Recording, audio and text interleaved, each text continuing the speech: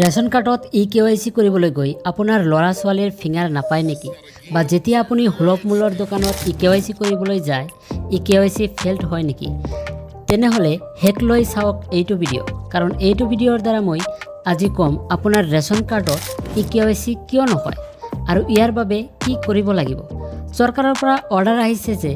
খাদ্য সুৰক্ষা আইনৰ অধীনত প্ৰকৃত হিতাধিকাৰীৰ প্ৰমাণীকৰণৰ অৰ্থে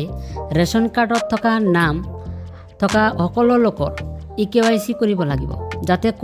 কোনেও অবৈধভাৱে ৰেচন নাপায় আৰু এইটো নকৰিলে আপোনাৰ নাম ৰেচন কাৰ্ডৰ পৰা কৰ্তন হ'ব পাৰে এতিয়া কথা হ'ল সুলভ মূল্যৰ দোকানত E-KYC ফেইল কিয় মাৰে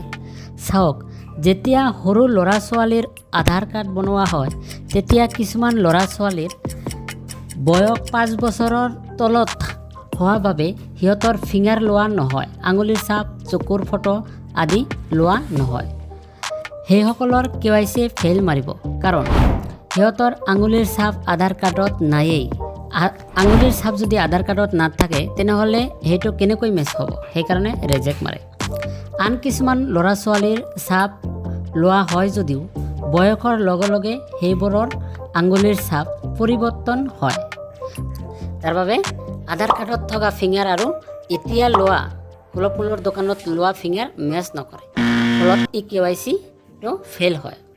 এতিয়া কথা হ'ল তেনেহ'লে এতিয়া কি কৰিম সিম্পল প্ৰচেছ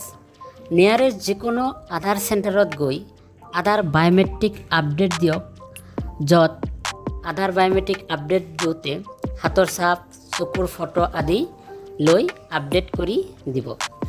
2-3 দিন পিছত সেইটো ষ্টেটাছ চেক কৰক সেইটো জেনেৰেট হৈ যোৱাৰ পিছত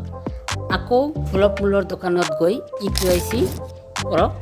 তেতিয়া কিন্তু আপোনাৰ E-KYC হৈ যাব কিয়নো E-KYC হ'ল নে নাই